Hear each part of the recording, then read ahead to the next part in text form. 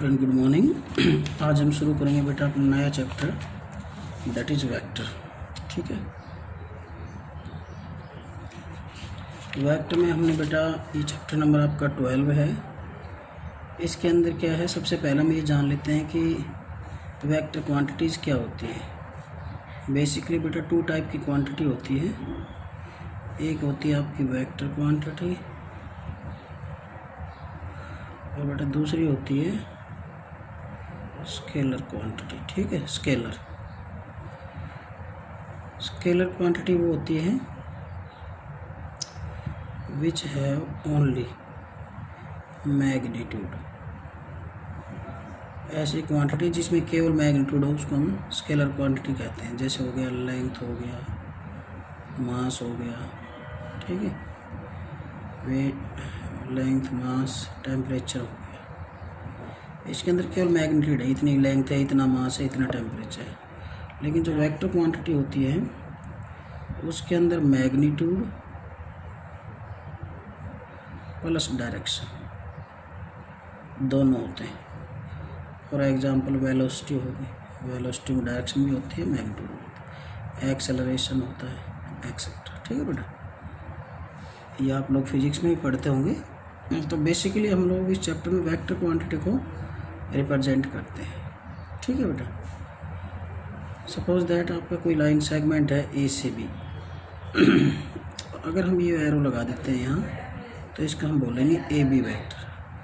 मतलब एक vector quantity है जिसका मैग्नीट्यूड तो है ए बी और उसकी डायरेक्शन है from A to B. Direction कहाँ से कहाँ है बेटा, ए टू बी। तो ये जो लाइन सेगमेंट है इसकी लेंथ कितनी है, ए बी, तो ये तो आपका मैग्नीट्यूड होगा। इसकी डायरेक्शन हमने कहाँ से कहाँ तक ली है, ए से बी तक। तो अगर हम इन दोनों क्वांटिटी को कंबाइंड कर दें तो फिर हम बोलेंगे इसको ए बी वैक्टर। और इस ए बी वैक्टर को ही हम एक प्रकार से वेक्टर क्वांटिटी कह सकते हैं। ओके, इसमें डायरेक्शन भी है एरो और मैग्नीट्यूड भी, कितनी लेंथ है। ठीक है, क्लियर। अब सपोज दैट ये आपके पास वेक्टर क्वांटिटी, अगर हम इसको मोड में डाल देते हैं तो डायरेक्शन आपकी हट जाती है और केवल क्या बच जाता है, मैग्नीट्यूड। ओके, तो इस तरह से आप लोगों को पता चला कि वेक्टर क्वांटिटी क्या होती है, स्केलर क्वांटिटी क्या होती है। किसी भी वेक्टर को रिप्रेजेंट करने का तरीका आपने सीखा, किस तरह से हम रिप्रेजेंट करते हैं। ठीक है, ए लाइन सेगमेंट विद एरो। ठीक है, तो अगर आप इसको किसी स्मॉल लेटर से रिप्रेजेंट करना चाहें जैसे ए से, तो हम उसको ए और उस पर इस तरह से एरो लगा देंगे। इस तरह से किसी दूसरे लाइन सेगमेंट को, दूसरे वेक्टर पॉइंट को बी वेक्टर, इस तरह से हम रिप्रेजेंट कर सकते हैं। ठीक है, मैग्नीट्यूड का मैंने बताया कि अगर हम उसको मोड में ले लें तो हमारे पास केवल मैग्नीट्यूड मिलेगा। इसके बाद हमारे पास आते हैं types of vector. Types of vector में बेटा हमारे पास एक होता है हमारा नल वेक्टर। नल वेक्टर और इसका दूसरा नाम भी है जीरो वेक्टर। नल वेक्टर क्या होता है, ऐसा vector whose magnitude is zero. ठीक है, a vector whose magnitude is zero, ये कह सकते हैं आप, vector whose magnitude is zero called, उसको हम कहेंगे बेटा जीरो वेक्टर ना। और इसका नाम दूसरा क्या है, नल वेक्टर। इसको हम इस तरह से रिप्रेजेंट कर सकते हैं, या आप इसको लिख सकते हैं ए से चले उसी पर ही हम, इनिशिएटिव पॉइंट भी वही है और टर्मिनेटिंग पॉइंट भी वही, तो ए वेक्टर भी आप उसको लिख सकते हैं। ओके, इसके बाद बेटा हमारे पास आता है यूनिट वेक्टर। यूनिट वेक्टर क्या होता है,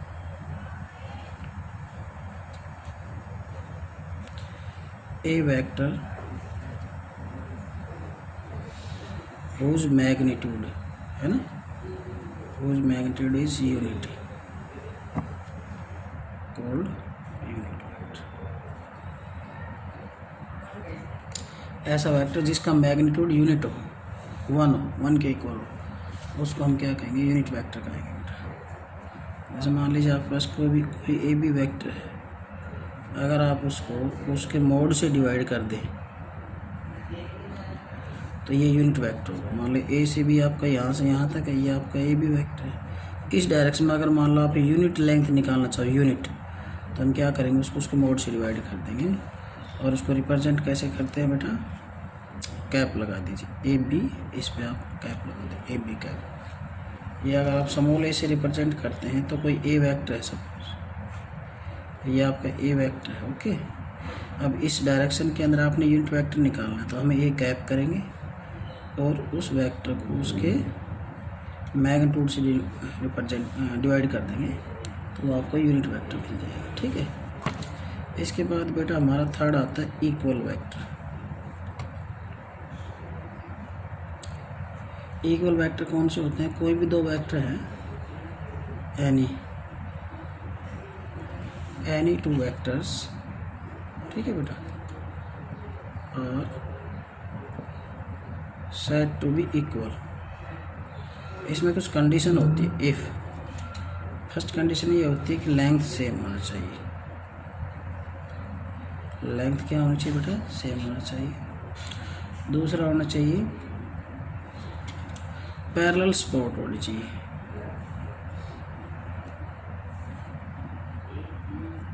यानी वो दोनों वेक्टर एक दूसरे के पैरेलल होने चाहिए, एंड डायरेक्शन भी सेम होनी चाहिए, सेम डायरेक्शन। मतलब जैसे मान लीजिए ये दो वेक्टर, लेंथ इनकी इक्वल है, एक दूसरे के बिल्कुल पैरेलल है, देख रहे हैं, और डायरेक्शन भी दोनों की सेम है। ठीक है, तो ये दोनों वेक्टर आपके क्या कहलाएंगे बेटा, इक्वल वेक्टर कहलाएंगे। ओके, क्लियर हो गया। इसके बाद जो नेक्स्ट डेफिनेशन है वो हमारे पास आती है बेटा को इनिशियल वेक्टर्स। इक्वल वेक्टर जैसे कोई भी दो वेक्टर ए और बी इक्वल है, तो आप उसको ए इज इक्वल टू बी लिख सकते हैं, है ना, इस टाइप से। इसके बाद हमारे पास नंबर 4 पे आता है को initial vector.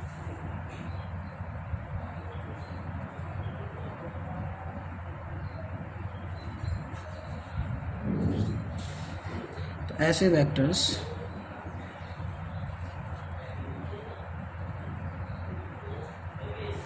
Having same initial point called को इनिशियल वेक्टर। मतलब ऐसे वेक्टर जिनका इनिशियल पॉइंट ए सेम हो, है ना, ओ ए, ओ बी, ओ सी, तीनों का इनिशियल का ये ए वेक्टर है, ये बी वेक्टर है, और ये मान लो सी वेक्टर है। इन तीनों का इनिशियल जो पॉइंट ऑफ कॉमन है। ठीक है, तो इस तरह के वेक्टर्स को हम क्या कहेंगे बेटा, O A vector, O B vector and O C vector और कोइनिशियल वेक्टर्स। ओके, लाइक और अनलाइक में क्या होता है कि कोई भी दो vector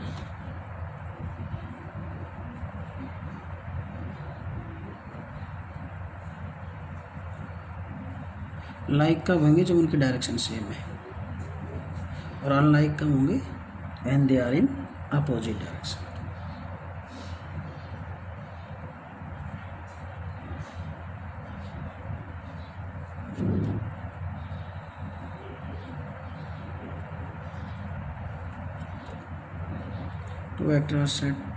Two vectors like vectors if they have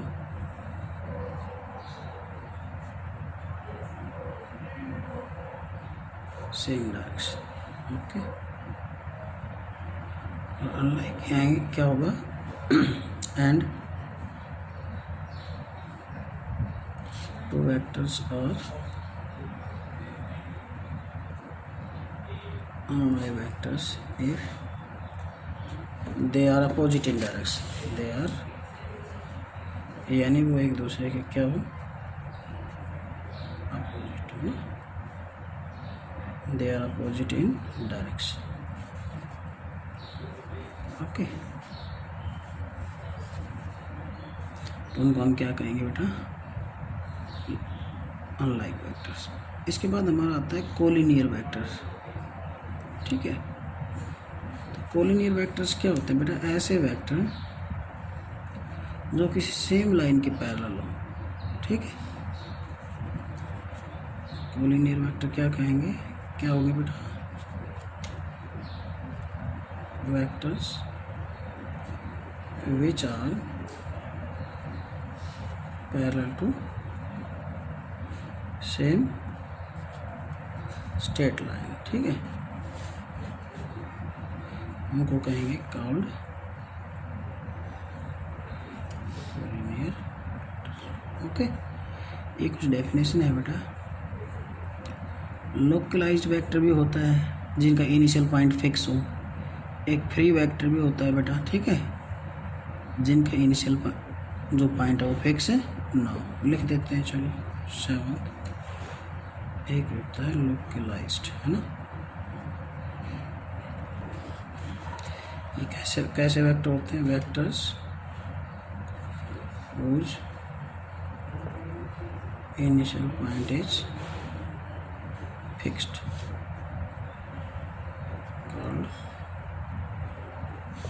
localized vector, ठीक है। जैसे ये आपका ए बी, इसका इनिशियल पॉइंट फिक्स है, ये ए सी है, इसका भी इनिशियल पॉइंट फिक्स है। तो इस तरह के वेक्टर को लोकलाइज्ड वेक्टर कहेंगे। फ्री वेक्टर किसे कहेंगे बेटा? एक होता है फ्री वेक्टर जिनका vector source initial point is not fixed called free vector. कहीं पर भी वो है, कोई दिक्कत नहीं है। ए बी है, ए बी है, बी सी है, ए सी है, ये सारे फ्री वेक्टर हो, ठीक है ना।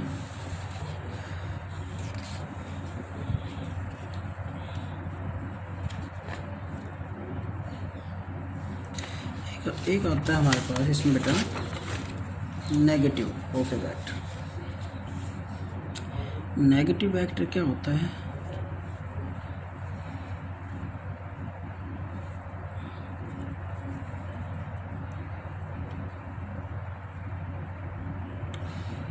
नेगेटिव ऑफ ए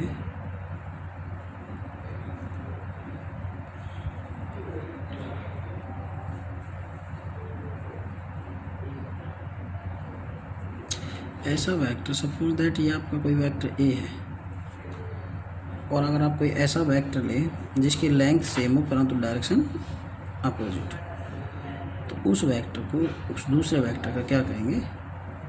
ये जो बी वेक्टर है is negative of A vector, ठीक है बेटा। इस तरह से लिखेंगे, क्लियर। अच्छा, रिप्रेजेंटेशन कैसे कहेंगे? बी वेक्टर ए का नेगेटिव है तो इसके आगे हम माइनस साइन लगा देंगे, ओके। इस टाइप से, इस तरह से रिप्रेजेंट किया गया है। पोजीशन वेक्टर क्या होता है? एक लास्ट बच जाता है हमारा पोजीशन वेक्टर ना।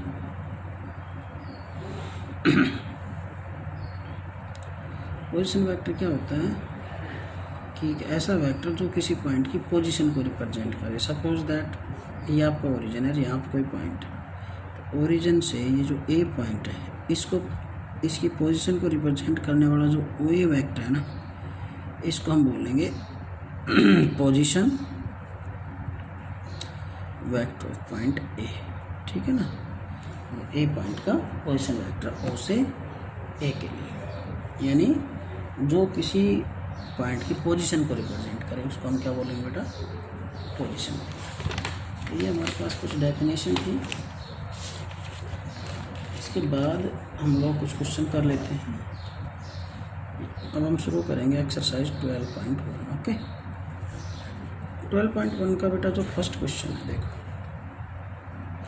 इसमें क्या है कि if A is a non zero vector then find scalar के सच दैट, ये हमारे पास के A vector is equal to 1 दिया हुआ है, ठीक है।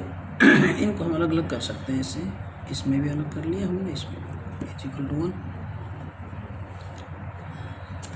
तो अब हमारे पास क्या होगा? जो ए वेक्टर है ये 1/k हो गया। के तो पॉजिटिव, अगर हम लेते पॉजिटिव क्वांटिटी थी, ये हमारा के हो गया, ठीक है जी। अब हमें निकालना है ए वेक्टर। तो अगर हम ए वेक्टर निकालना चाहते हैं तो जैसे यहाँ पे मोड हटेगा तो इसके आगे क्या लग जाएगा, प्लस माइनस लग जाएगा। ठीक है, यहाँ पे हमने किसकी वैल्यू निकालनी है, सॉरी, फाइंड वैल्यू ऑफ के की वैल्यू निकालनी है। हमने 1 की वैल्यू निकाल दी। चलो अगर 1 की वैल्यू निकालनी होती तो प्लस माइनस 1 हमारा क्या हो जाएगा, के हो जाएगा। ठीक है, लेकिन इस क्वेश्चन में निकलवाई है के की वैल्यू, तो इसको हम यहाँ पर रख लेंगे और ये हमारा नीचे आ जाएगा। ठीक है, अब हम जब के की वैल्यू निकालेंगे, मोड हटाएंगे तो इसके आगे प्लस माइनस लग जाएगा। ठीक है, तो ये आपकी के की वैल्यू आ जाएगी। ठीक है बच्चों, इसमें के की वैल्यू पूछिए। दूसरा हमारा ट्रू फॉल्स का है, सेकंड जो क्वेश्चन है। सेकंड का फर्स्ट पार्ट क्या कह रहा है कि अगर आपके कोई 2 वेक्टर इक्वल है तो उसके तो देन उनके मैग्नीट्यूड की वैल्यू भी सेम मिलेगी, इक्वल मिलेगी, बिल्कुल मिलेगी। If any 2 vectors are equal, अगर कोई 2 वेक्टर इक्वल होते हैं तो इक्वल वेक्टर क्या होते हैं, इक्वल वेक्टर वो होते हैं जिनकी डायरेक्शन सेम हो और जिनकी लेंथ सेम हो। ठीक है, तो डायरेक्शन और जब उसका मैग्नीट्यूड लेंगे तो उनकी लेंथ तो इक्वल आएगी, तो ये आपका क्या हो जाएगा बेटा, ट्रू हो जाएगा। ठीक है, दूसरा कह रहा है कि इफ़ लेंथ इक्वल है then it is true that A is equal to B. ये कोई ज़रूरी नहीं है। देखो कोई भी 2 वेक्टर है, उनका मैग्नीट्यूड इक्वल होने का मतलब लेंथ इक्वल होना, तो ये ज़रूरी नहीं है कि ए इसके इक्वल तो ये होगा, ए इज इक्वल टू यहाँ से तो प्लस माइनस भी लिख सकते हैं आप ऐसे, तो उसी की डायरेक्शन में भी हो सकता है, उसके अपोजिट में भी हो सकता है। ये हट जाएगा, प्लस माइनस बी वेक्टर ऐसे हो सकता है। मतलब ए वेक्टर जो है ना वो बी वेक्टर के डायरेक्शन में भी हो सकता है और वो एक दूसरे के अपोजिट है, 2 पॉसिबिलिटी बन जाती है। तो ये जो सेकंड है ये आपका फॉल्स कहेंगे हम। हाँ ये ठीक है। तीसरा, if this is equal to this then A is equal to plus minus, है ना, बी कर सकते हैं। क्लियर, ये आपका क्या हो जाएगा, आपका ट्रू हो जाएगा। क्लियर, सेकंड का जो थर्ड पार्ट है उसमें क्या है बेटा, इफ अच्छा हाँ इसमें थोड़ा सा संशय है बेटा, देखिए इसको थर्ड पार्ट को, if mod of A is equal to mod of B then A is equal to plus minus B. ये हमेशा नहीं होगा बेटा ये ऐसा, क्योंकि अगर डायरेक्शन सेम है तो प्लस ही रहेगा। अगर magnitude of A is equal to magnitude of अगर हम मोड में लेते हैं तो ये आपका ऐसे कह सकते हैं, या तो ये या फिर ये दोनों एक साथ नहीं होंगे। ओके बेटा, और लगाएंगे कि हमेशा प्लस माइनस नहीं होगा। ए और बी की डायरेक्शन में है, ए बी की डायरेक्शन तो ये आएगा, लेकिन ये दोनों अगर एक दूसरे के अपोजिट डायरेक्शन में है तो ये आएगा, लेकिन ये दोनों एक साथ नहीं आएंगे। ठीक है बेटा, तो ये आपका क्या हो जाएगा बेटा, फॉल्स हो जाएगा। तो इसके बाद हमारा जो क्वेश्चन नंबर 3 है वो देखिए बेटा। क्वेश्चन नंबर जो 3 है उसमें क्या है, हमें प्रूव करना है minus minus A vector is equal to, हमें ए लाना है। तो इसमें हम क्या करेंगे, देखो बेटा, हम ए वेक्टर को ए बी वेक्टर के इक्वलेंट कर लेते हैं, ए से बी की तरह। अच्छा, जब हम माइनस ले लेते हैं पहले तो इसका, तो इधर भी माइनस ले लेंगे is equal to minus A vector. अच्छा बेटा, अगर मैं इनकी डायरेक्शन अपोजिट कर देता हूँ, मान लो बी से ए की तरफ कर देता हूँ इस वेक्टर को, ये फिलहाल तो वेक्टर आपका कहाँ से कहाँ है, ए से बी की तरफ है। तो अगर मैं इसको बी से ए की तरफ करता हूँ, ठीक है, तो फिर ये आगे माइनस साइन आ जाएगा, तो माइनस माइनस क्या हो जाएगा, प्लस हो जाएगा। यानी जब इनको इंटरचेंज करते तो आगे माइनस आता है, तो पहले माइनस ऑलरेडी था, ये प्लस हो गया। अब हम फिर से, क्योंकि यहाँ पर माइनस है इसके बाद, तो इसके बाद फिर से माइनस ले लो आप। इसका जब आप फिर से माइनस लोगे तो ये ए आगे आ जाएगा, बी पीछे आएगा, आगे जो माइनस आएगा वो माइनस माइनस प्लस हो जाएगा। ये होगा बेटा minus A into minus A vector, तो माइनस इंटू माइनस ए, और ए भी हमारा वही ए वेक्टर है ना, और यही हमें क्या करना था बच्चों, प्रूव करना था। तो इस तरह से आज आपने ये 3 क्वेश्चन करने हैं, बाकी क्वेश्चन फिर अगले लेक्चर में कराएंगे। ओके बच्चों।